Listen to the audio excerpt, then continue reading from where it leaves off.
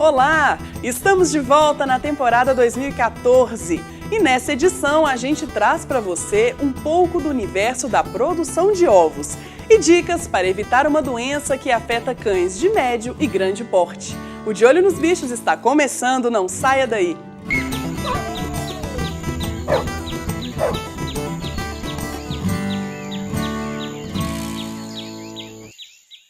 Segundo dados da Agência das Nações Unidas para a Agricultura e Alimentação, divulgados em 2013, a China permanece imbatível na posição de maior produtor de ovos, respondendo por 40% da produção mundial.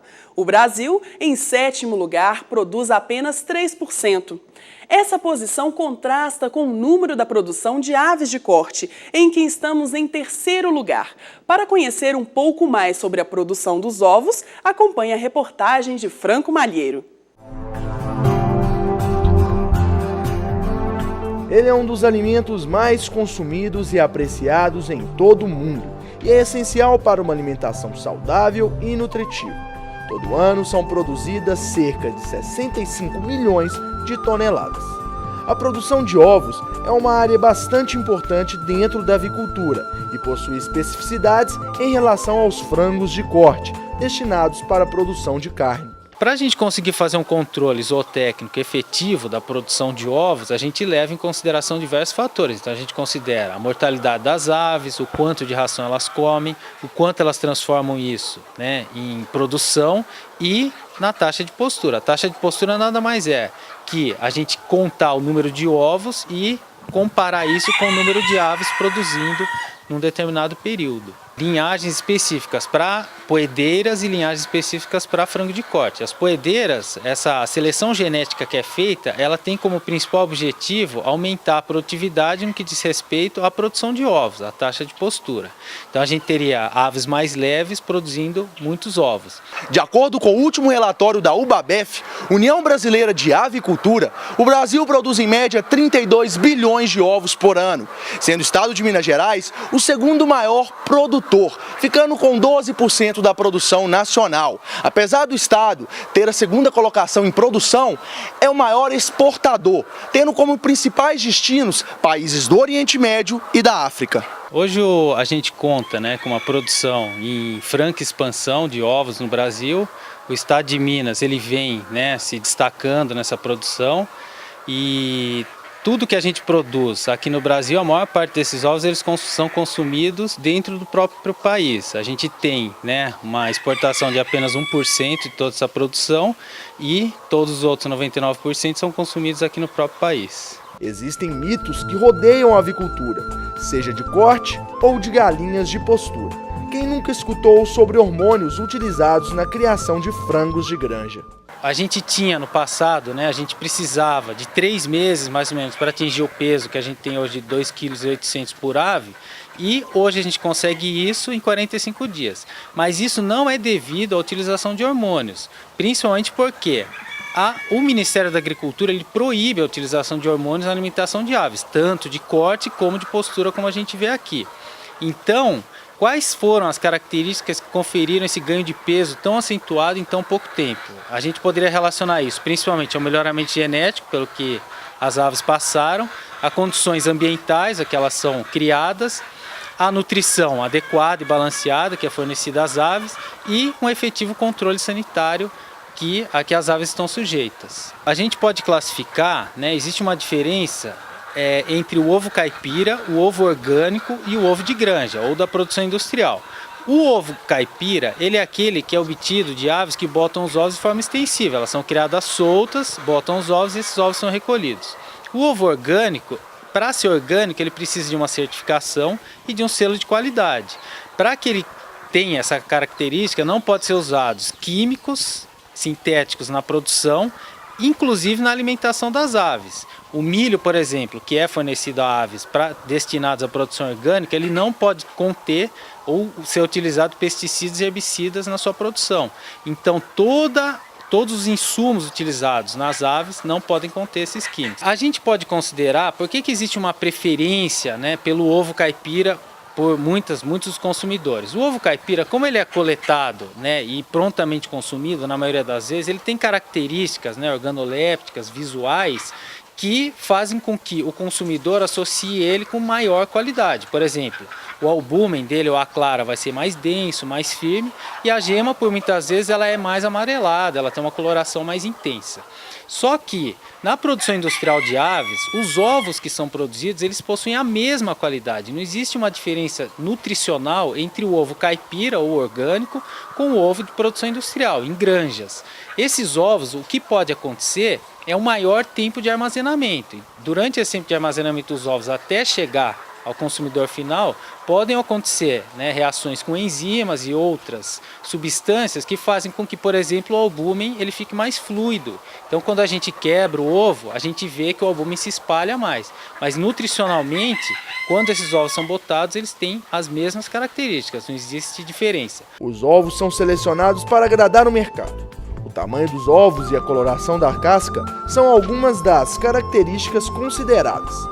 Ovos com casca vermelha, por exemplo, têm a preferência dos consumidores. Os ovos, o tamanho dos ovos, eles vão depender de diversos fatores e podem estar relacionados principalmente com a idade da ave, né? Então, o mercado ele tem uma preferência por ovos maiores, né? Existe uma classificação que pode ser feita com relação ao peso ou tamanho do ovo, e nessa classificação a gente separa em diversas categorias de tamanho e disponibiliza para o consumidor final. E para isso, após a coleta, os ovos passam por uma seleção especial, antes de serem comercializados. A gente faz no crivo, né? Ele é colocado e separa os seus ovos, né? Geralmente são extra e A, que é a maioria, né? Que a gente tem aqui, que a gente recolhe aqui na fazenda, né? E depois é colocado nas caixas, né? E vendido, né? Comercializado aqui mesmo, né? E o que mais você já ouviu falar sobre os ovos? Conheça agora alguns mitos e verdades sobre eles no Você Sabia? Ele é um alimento saboroso, nutritivo e que vem abandonando a fama de vilão da saúde ao provar ser um ingrediente capaz de ajudar a reduzir o colesterol e evitar a obesidade. O ovo é uma excelente fonte de vitaminas A, do complexo B e de carotenoides que colaboram na prevenção de doenças degenerativas. Também é rico em minerais como ferro, fósforo, selênio e zinco. É ainda um dos poucos alimentos que contém a vitamina D e, segundo especialistas, o valor nutricional da sua proteína pode ser comparado ao do leite materno porque contém todos os aminoácidos essenciais. Pesquisas realizadas na década de 1990 comprovaram que não existe relação entre o colesterol presente no ovo e o aumento das taxas de gordura nociva ao nosso organismo, especialmente ao sistema cardiovascular. Um ovo contém 213 mg de colesterol, o que equivale a quase o total da ingestão diária recomendada. Mas falando assim, parece até que cortar o ovo da dieta é a melhor saída para evitar doenças do coração. Na verdade, a quantidade de colesterol de um alimento não tem impacto direto sobre o colesterol do sangue. E no caso do ovo, apenas 1/3 da substância é absorvido pelo organismo. O consumo do ovo aumenta a quantidade do HDL, o chamado bom colesterol. O ovo também pode ser um grande aliado para quem quer ganhar massa magra corporal. A ovoalbumina, a proteína da clara, contém uma boa quantidade de leucina, que é um aminoácido utilizado em suplementos alimentares para evitar a perda de musculatura e muito consumido por atletas. A síndrome da dilatação vulvogástrica, também chamada de torção de estômago, é uma doença séria e relativamente frequente, o que preocupa donos de cães de médio e grande porte. Ainda de causas concretas e indefinidas, o problema tem alta taxa de mortalidade. Saiba agora como identificar os sintomas. Problemas comuns em cães de grande e médio porte são a torção e dilatação gástrica.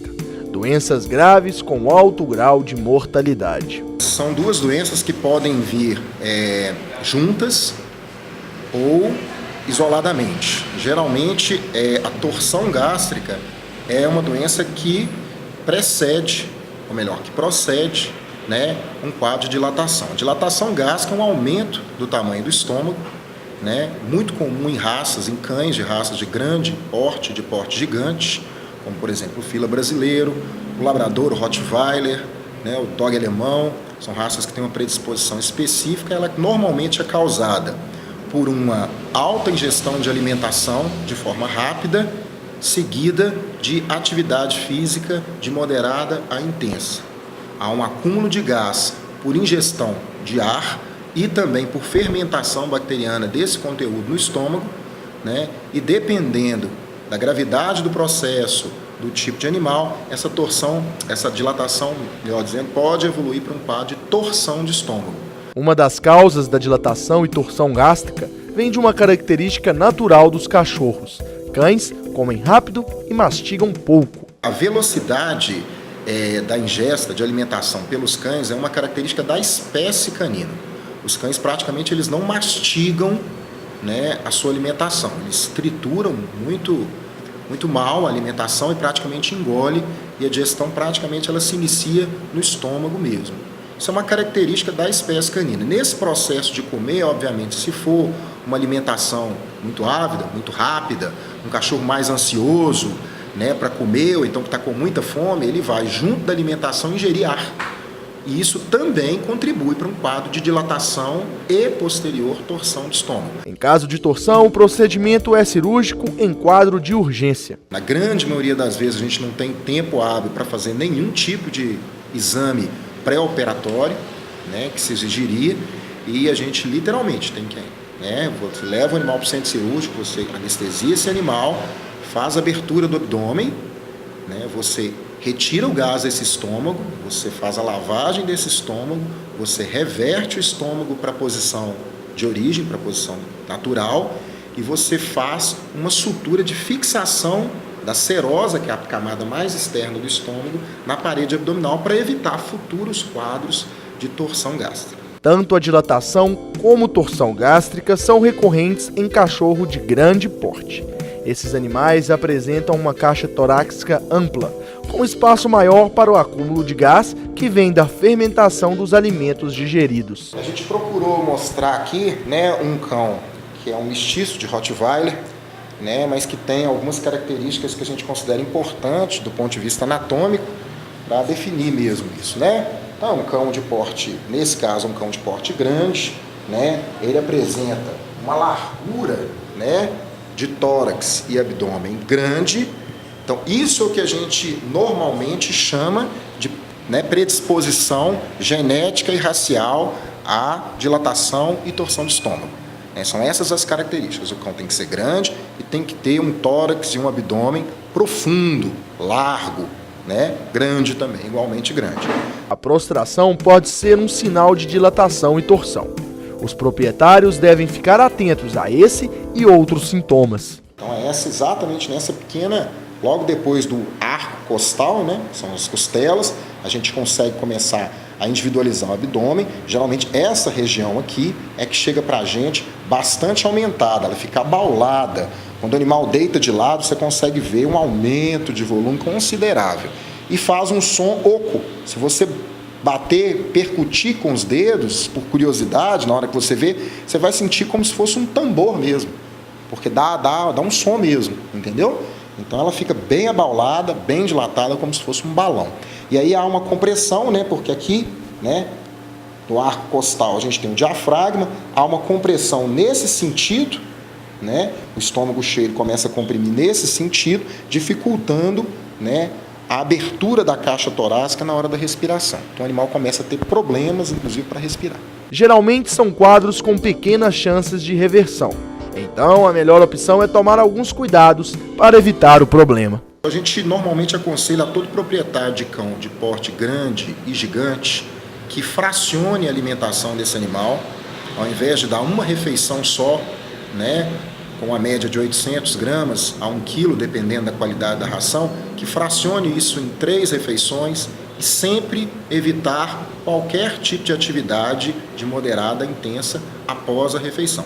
O nosso programa fica por aqui. As novidades você encontra no Twitter e Facebook. Muito obrigada pela companhia e até o próximo De Olho nos Bichos. Tchau, tchau!